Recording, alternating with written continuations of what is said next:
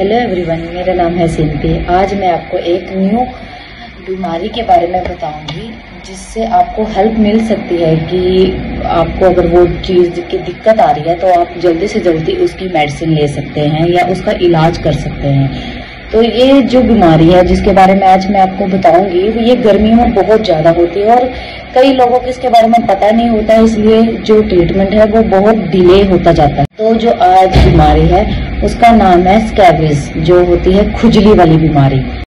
जिस बीमारी के बारे में आपको बताऊंगी वो एक खुजली वाली बीमारी है जो कि गर्मियों में बहुत ज्यादा होती है। तो ये जो खुजली होगी ये शाम के टाइम होगी या नाइट में बहुत ज्यादा खुजली होती है, तो उसे हम स्कैबिज कहते हैं। जिस खुजली के बारे में आपको मैं बता रही हूँ वो अब जैसे हम पूरी फैमिली इकट्ठी रह रही है तो अगर मुझे खुजली है तो वो दूसरे पर्सन को भी जल्दी से जल्दी हो जाएगी। ये ट्रांसफर हो जाती है 24 से 48 घंटे में। अगर मुझे है तो मेरे भाई को हो सकती है, मेरी बहन को हो सकती है, मतलब पूरा जो घर रहता है साथ में उसको सभी को एक दूसरे से ट्रांसफर हो सकती है। तो हमें जो है उसकी हाइजीनिक मेंटेन रखनी है। हमने अपने जो कपड़े होते हैं, टॉवल होते हैं, साबुन वगैरह जो होते हैं वो हमने अलग करके रखना है, सबने एक के यूज नहीं करने हैं। इसके किस किस कारण की वजह से हमें स्कैबिज हो सकता है, खुजली हो सकती है? अगर हमारी कोई कंटिन्यू ट्रैवलिंग हिस्ट्री है उसकी वजह से हो सकती है। अगर हमारी पोर हाइजीनिक है तब हो सकती है। अगर किसी की इम्यूनिटी बहुत ज्यादा वीक है तब भी हमें स्कैबिज हो सकता है। या फिर हम एक कमरे में बहुत ज्यादा लोग रह रहे हैं और सेम चीज यूज कर रहे हैं, किसी का टॉवल यूज कर रहे हैं, किसी के हम अंडरगारमेंट्स यूज कर लेते हैं। ज्यादातर मेल जो होते हैं पर्सन वो अंडरगारमेंट यूज कर लेते हैं, टॉवल यूज कर लेते हैं, तो हमें स्कैबिज गर्मी में जल्दी से जल्दी हो जाता है। जो स्कैबिज है वो बच्चों में भी हो सकती है, बड़ों में भी हो सकती है। तो बड़ों में जो सबसे पहले स्टार्ट होगी तो हमें कैसे पता लग जाएगा कि ये स्कैबिज है? तो ये जो हमारा ग्रोइन एरिया होता है, जो पर्सनल पार्ट होता है उससे स्टार्ट होती है। वहां ज्यादा हमें खारिश होगी इवनिंग टाइम में, नाइट टाइम में। तो और जो हमारी रिस्ट होती है उसमें होगी, एल्बो होती है हमारी उसमें होगी, और जो हमारी फिंगर की बिटवीन द फिंगर है वहां पे हमें खुजली बहुत ज्यादा होगी और रेडनेस हो जाएगी। और जो पिंपल होते हैं, जैसे जो कई लोगों को पता नहीं होता है कि स्कैबिज क्या होती है, वो बोलते हैं कि ये तो हमें मच्छर ने काटा है उसके निशान है। तो स्कैबिज और मच्छर के काटने में डिफरेंस इतना होता है कि जो स्कैबिज के दाने बनते हैं वो रेड कलर के होते हैं और वो हार्ड होते हैं, बहुत ज्यादा सख्त होते हैं। जो हार्ड वाले पिंपल होते हैं वो ना साथ साथ में नहीं होंगे। एक पिंपल यहाँ पे होएगा तो दूसरा थोड़ा दूर होएगा, दूर दूर होते हैं, वो साथ में नहीं होते हैं और उसमें खारिश होगी, बहुत हार्ड होंगे। तो वो होता है स्कैबिज का निशान। तो ये एक तरह की जुई है जो अंदर हमारी स्किन के अंदर चली जाती है। एक बार खारिश करने से अंदर वो आगे आगे अपने जो अंडे हैं वो फुलाते जाते हैं, तो एक जगह से दूसरी जगह हो जाएगी, हमारे से किसी और को हो जाएगी। तो वो होता है स्कैबिज का निशान, जिससे हमें साइन पता लगते हैं कि हाँ हमें स्कैबिज है या मच्छर ने काटा है।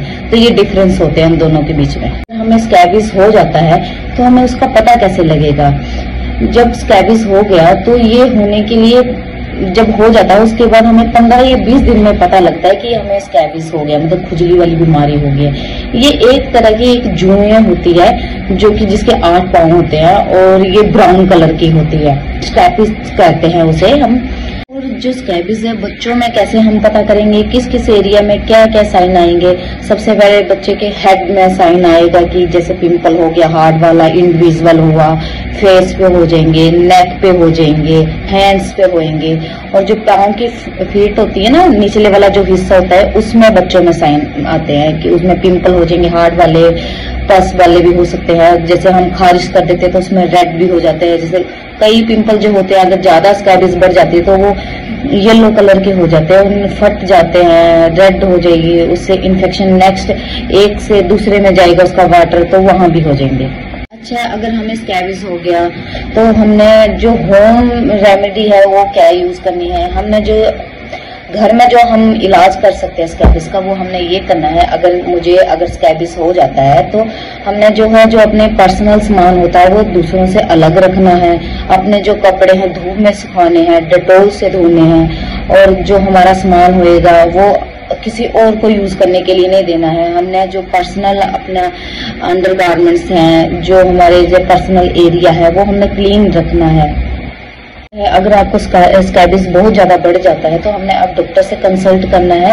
वो एक लोशन देते हैं, मेलाथाइन लोशन होता है, वो हमने लगाना होता है, नाइट्स में लगाना होता है। हमारी फुल जहां जहां स्कैबिस हो रखा है फुल बॉडी में भी हम लगा सकते हैं। जो नेल्स होते हैं ना, हमने उनके बीच में भी वो लोशन लगाना है और वन लोशन पूरे वन टाइम में लगाना है, ताकि जो लोशन है वो हमारे नेल्स में भी रहे, पूरी बॉडी में भी रहे।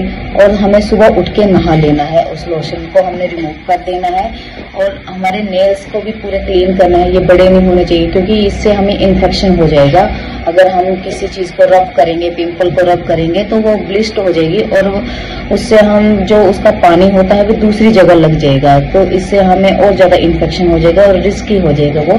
तो हमने लोशन यूज करना है, वन टाइम यूज करना है, डेली एक न्यू लोशन लगाना है। सबको स्कैबिस के बारे में पता लग गया होगा।